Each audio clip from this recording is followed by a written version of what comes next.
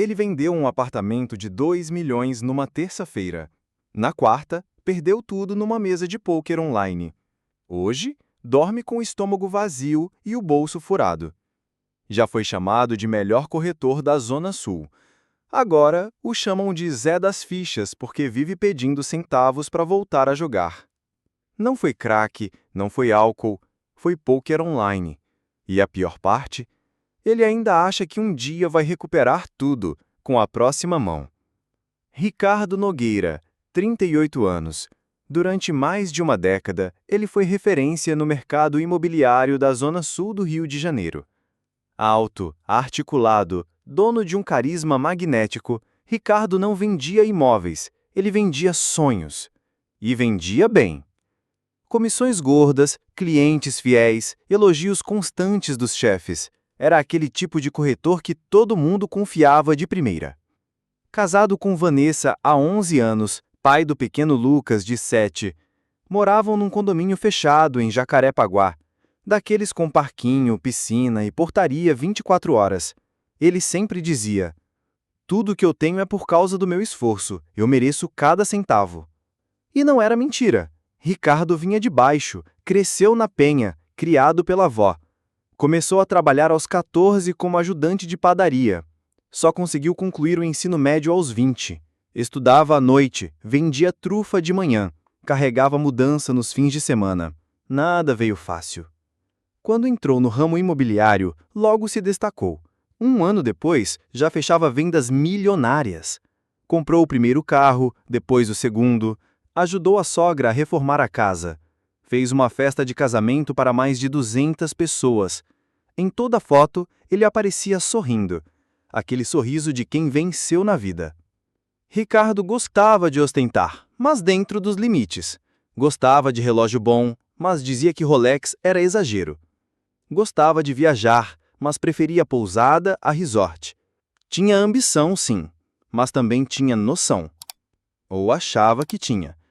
O problema é que o sucesso constante criou uma sensação silenciosa de invulnerabilidade. Ricardo se via como alguém que sabia jogar com o sistema, que dominava as regras, que nunca seria pego de surpresa. Ele dizia para amigos, meio brincando: "Meu talento é fazer dinheiro aparecer."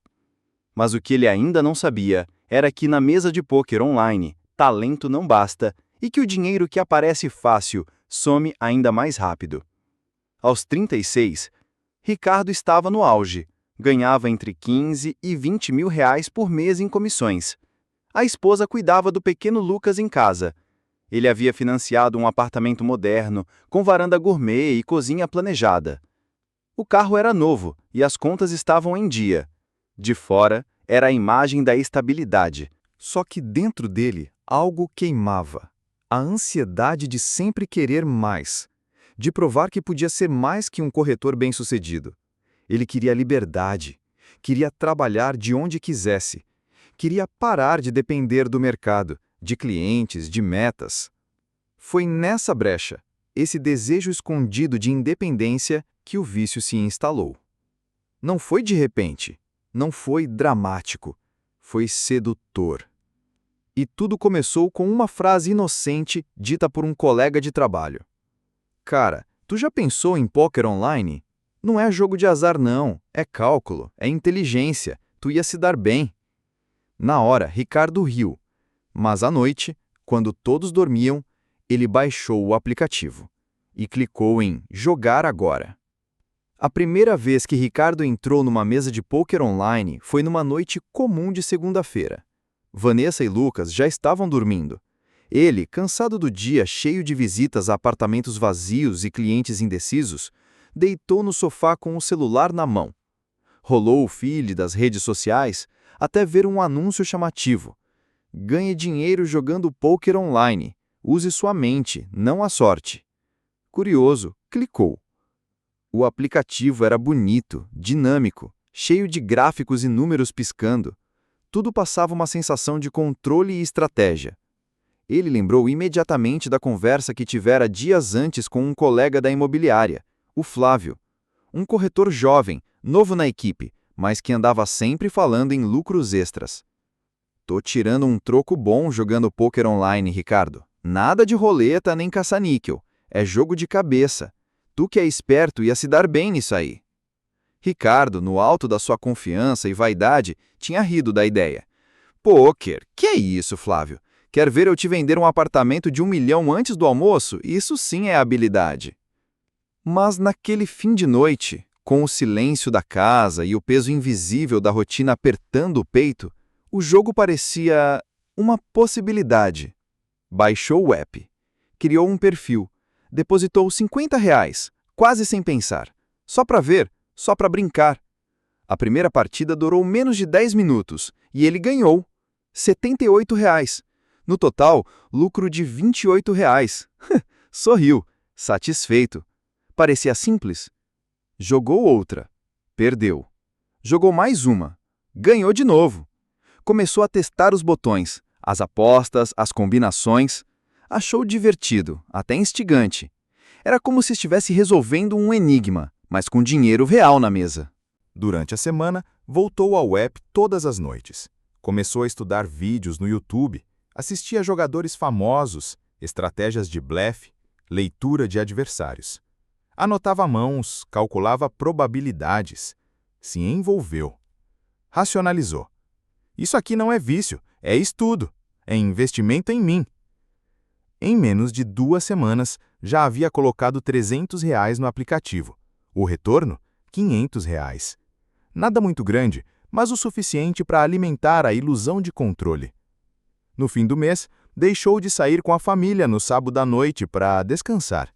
Na verdade, jogou o pôquer online por 6 horas seguidas.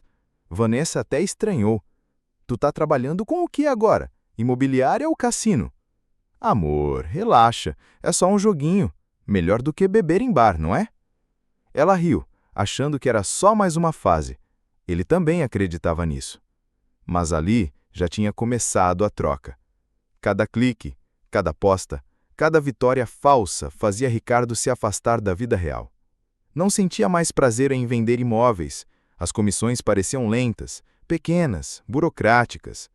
Enquanto isso, o pôquer online oferecia emoção imediata, dinheiro em segundos.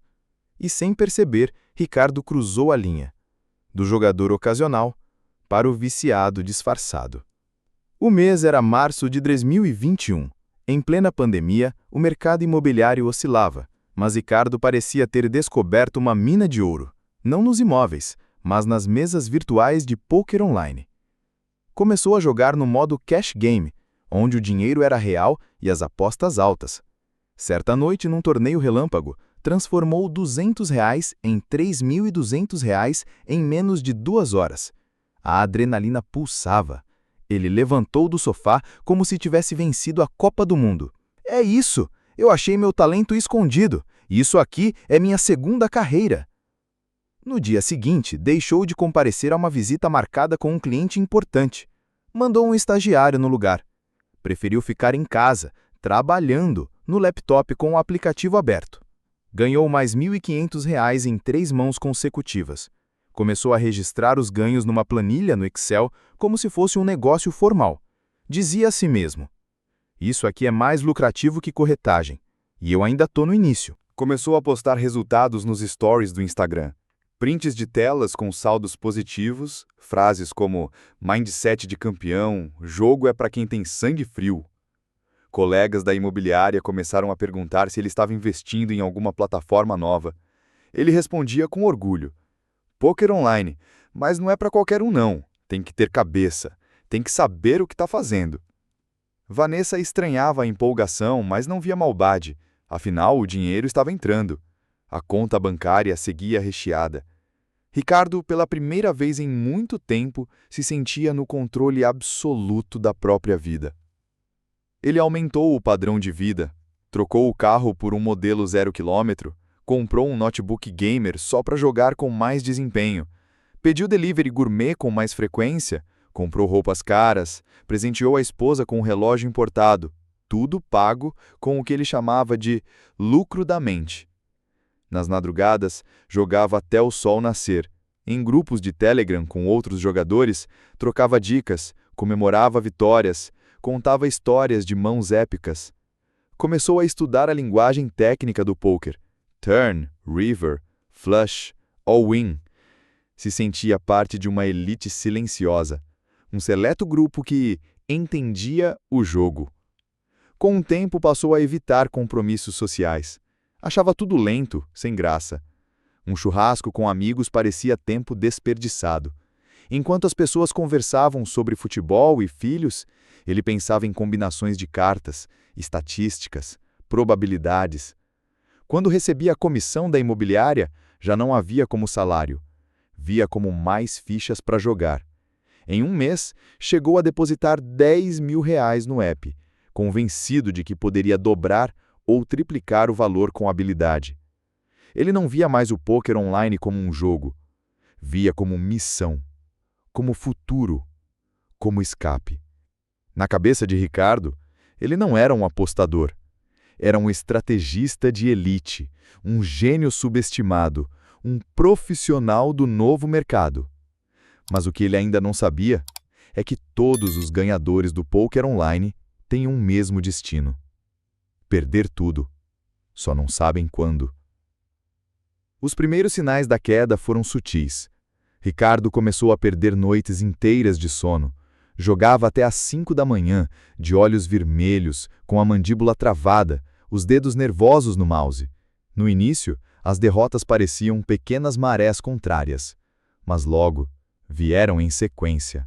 Numa semana, perdeu R$ 4.800. Na seguinte, tentou recuperar e perdeu mais 7.000. A planilha de lucros virou uma colcha de buracos. As células antes verdes ficaram vermelhas, mas ele não parava, apenas mudava a estratégia.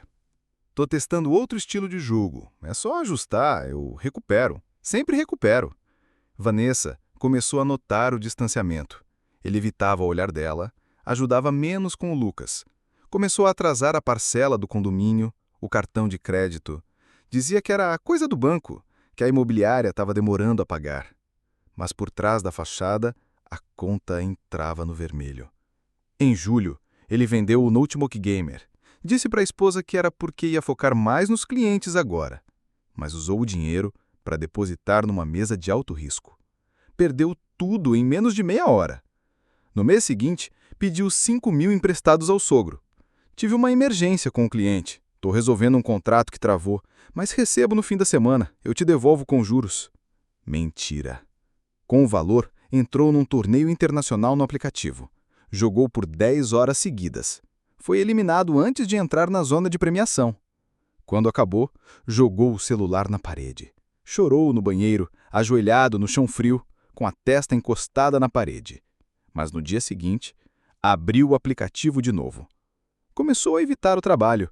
Faltava as visitas, perdeu 2 clientes fixos. O gerente da imobiliária o chamou para conversar. Ricardo, o que está acontecendo? Tu era o nosso destaque. Agora some, não responde cliente, não entrega resultado. Ele inventou um problema de saúde, disse que estava com estafa, que precisava de um tempo. E o gerente acreditou. Mas a verdade era uma só. Ricardo já não conseguia se concentrar em nada fora das cartas virtuais. O fundo das economias do casal se esvaziou. Vanessa descobriu um extrato escondido. Viu saques, transferências, pagamentos estranhos. Cobrou explicações. Ricardo, o que está acontecendo com você? Tô resolvendo, amor. Confia em mim, é só uma fase. Eu tô no controle. Mas ele já tinha perdido o controle há meses. Ele prometeu parar. Prometeu várias vezes. Após cada derrota grande, fazia um discurso ensaiado, com lágrimas nos olhos. É a última vez, eu juro. Eu não sou esse cara. Só preciso de um tempo para botar tudo em ordem. Mas bastava uma notificação do aplicativo. Uma propaganda. Uma lembrança de uma vitória antiga. E ele recaía. Sozinho, com fones no ouvido, mergulhado nas telas. Ricardo vivia uma mentira constante. Para a esposa, para o filho, para o trabalho e, acima de tudo, para si mesmo. Ele já não era o corretor confiante. Agora era só mais um homem apostando a própria vida. Carta por carta, ilusão por ilusão. Em janeiro de 2023, Ricardo não tinha mais nada. Nem saldo, nem crédito, nem dignidade. A imobiliária o demitiu por justa causa após meses de faltas, promessas não cumpridas e clientes perdidos. O nome dele estava sujo em 5 bancos.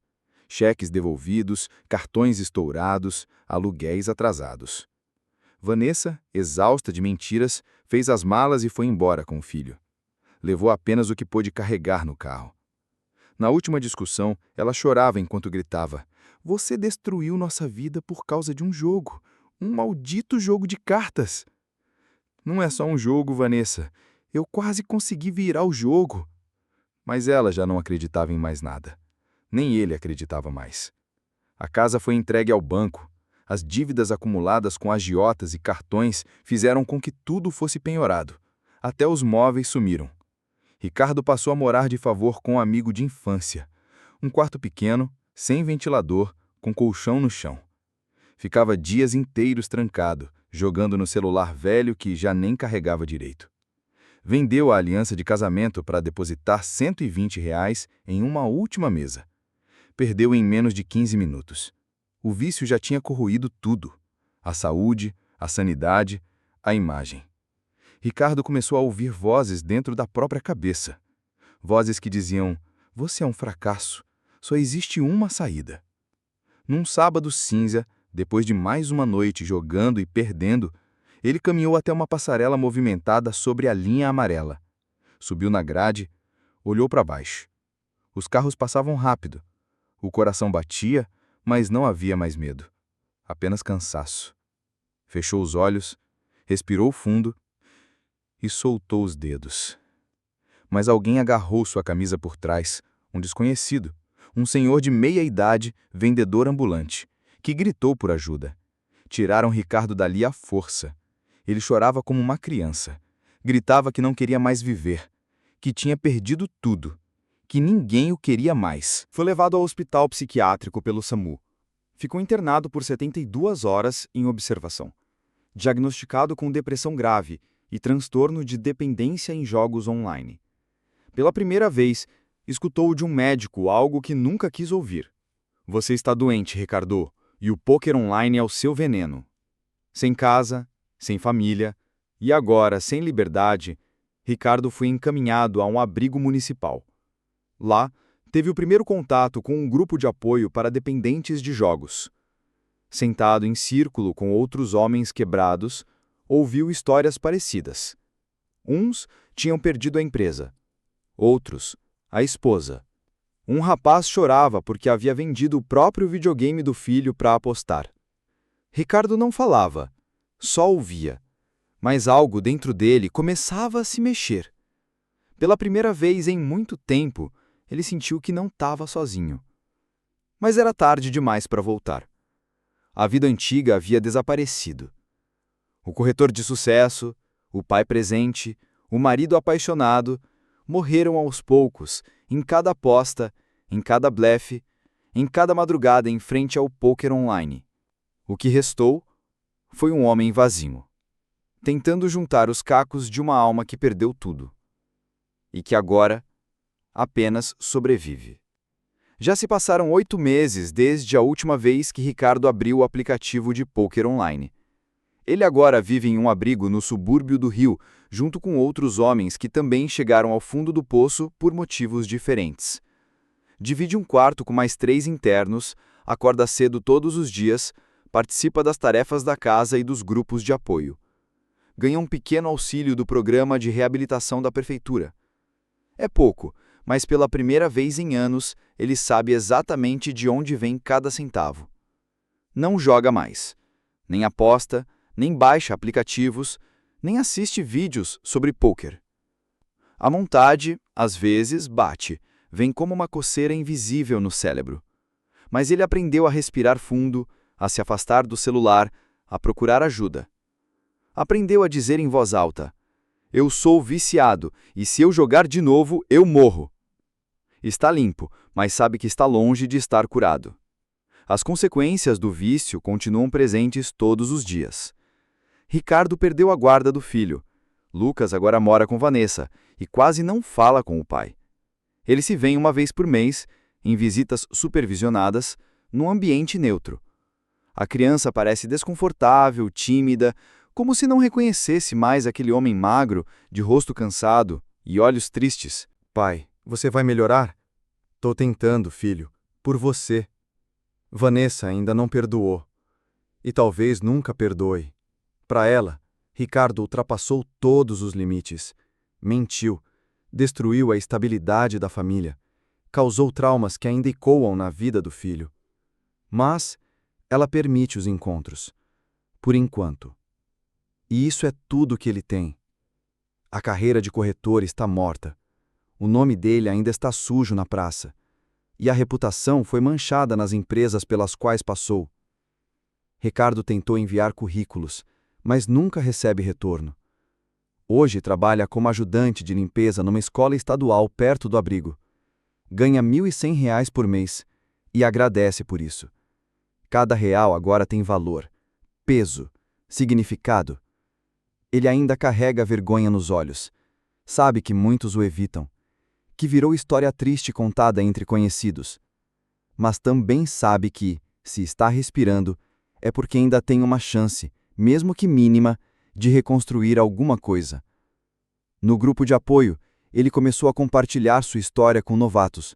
Fala com sinceridade, sem enfeites, mostra as cicatrizes, conta como o poker online o destruiu pouco a pouco, fingindo ser inofensivo. E repete uma frase que agora virou seu lema. A maior mentira que o vício te conta é que você ainda está no controle. Ricardo sabe que nunca mais será o homem que foi um dia. Mas, talvez, possa ser alguém melhor, um exemplo, um alerta vivo, uma voz que diga a outros o que ele gostaria de ter ouvido lá atrás. Ele sobreviveu, mas o preço foi alto. Alto demais. O vício em apostas não tem rosto. Pode ser o seu irmão, sua vizinha ou você mesmo. Ricardo perdeu tudo por acreditar que podia vencer o sistema. Mas o sistema sempre vence. E se essa história tocou você, curta o vídeo, se inscreva no canal e compartilhe com alguém que precisa ouvir isso hoje. Aqui, cada história é um alerta. E cada alerta pode salvar uma vida.